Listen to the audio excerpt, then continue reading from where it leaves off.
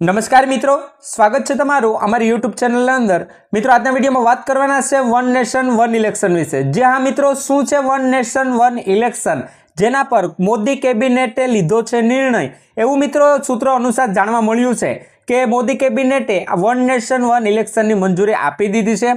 तो आज वीडियो में मित्रों जाणीशुं के वन नेशन वन इलेक्शन एटले शुं, केवी रीते शुरुआत थई, तेमज छेल्ला 10 वर्ष में शुं थयुं अने वन नेशन वन इलेक्शन पर कोविन समितिना 5 सूचन संपूर्ण माहिती विस्तारपूर्वक अमे आज विडियोना माध्यमथी आपने जणावीशुं। तो विडियोना छेल्ले सुधी बन्या रहेजो अने चेनल पर नवा आव्या होय तो विडियोने लाइक अने चेनलने सब्सक्राइब करवानुं ना चूकशो। तो मित्रों सर्वप्रथम जाणीए के वन नेशन वन इलेक्शन एटले शुं। तो मित्रों समग्र देशमां लोकसभा अने विधानसभानी चूंटणीओ एक साथे थवी, लोकसभा अने विधानसभानी चूंटणी एक ज दिवस अथवा तो तबक्कावार थवी।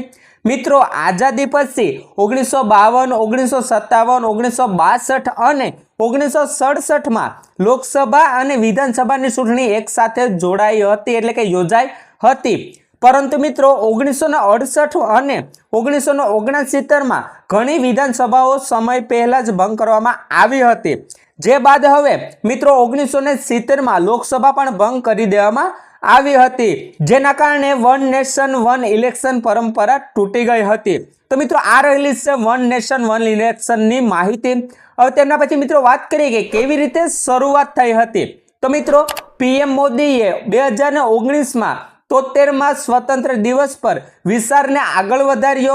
2024 ના સ્વતંત્ર દિવસ પર वन नेशन वन इलेक्शन नो उल्लेख कर्यो। कोविन समितिए मार्च में राष्ट्रपति द्रौपदी मुर्मू ने रिपोर्ट सौंप्यो और 18 सप्टेम्बरे केंद्रीय केबिनेट रिपोर्ट ने मंजूरी आपी। मित्रों 12 डिसेम्बर केबिनेटे one nation one election bill की मंजूरी आपी। हवे मित्रों केंद्र सरकार शियाळु सत्र में सांसद में रजू करी सके छे। तो मित्रों आ रीते शुरुआत थई हती। तेमना पछी मित्रों बात करिए कि छेल्ला 10 वर्ष में शुं थयुं। तो मित्रों मे 2014 में केंद्र में मोदी सरकार आव्या बाद वन नेशन वन इलेक्शन नी चर्चा शुरू थई। डिसेम्बर 2015 में कायदा पंचे कह्युं के एक साथे चूंटणी करवाथी मित्रों करोड़ों रूपियानी बचत थई सके। जून 2019 में पीएम मोदीए पहलीवार आ मुद्दे चर्चा करवा माटे तमाम पक्षों साथे औपचारिक बैठक बोलावी। नवेम्बर 2020 में एक कॉन्फ्रेंस में मित्रों पीएम मोदीए आ वन नेशन वन इलेक्शन ने देशनी जरूरियात गणावी। सप्टेम्बर 2023 में सरकारे पूर्व राष्ट्रपति रामनाथ कोविंद की अध्यक्षता में एक समिति की रचना करी और मार्च 2024 में समितिए 18,626 पानानो अहवाल राष्ट्रपति द्रौपदी मुर्मू ने सौंप्यो। तेमज मित्रों डिसेम्बर 2024 में केबिनेट बिल पास कर्યું અને તે આવતા અઠવાડિયાએ સંસદમાં રજૂ કરવામાં આવી શકે છે। તો મિત્રો આ 10 વર્ષમાં છેલ્લા 10 વર્ષમાં આ વસ્તુ થઈ। હવે તેમના પછી મિત્રો વાત કરીએ કે વન નેશન વન ઇલેક્શન પર કોવિન સમિતિના 5 સૂચન શું રહેલા છે। 5 સૂચન એમના વિશે જાણીએ। તો મિત્રો પહેલું કે આગામી ચૂંટણી એટલે કે 2019 સુધીમાં તમામ રાજ્યોની વિધાનસભાઓ કાર્યકાળ લંબાવવો જોઈએ। બીજું ત્રિશંકુ વિધાનસભા અને અવિશ્વાસની દરખાસ્તના કિસ્સામાં બાકીની 5 વર્ષની મુદત માટે નવી ચૂંટણીઓ યોજવામાં આવી શકે। ત્રીજું પહેલા તબક્કામાં લોકસભા અને વિધાનસભાની ચૂંટણી એક સાથે થઈ શકે।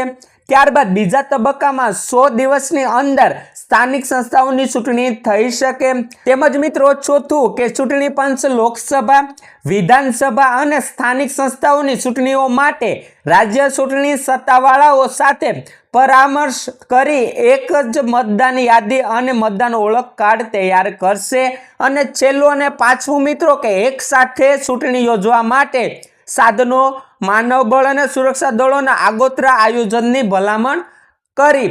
તો મિત્રો આ 5 સૂચન રહેલા છે જે કોવિડ સમિતિએ રજૂ કરેલા છે। તો મિત્રો બસ આ જ હતી વન નેશન વન ઇલેક્શનની સંપૂર્ણ માહિતી।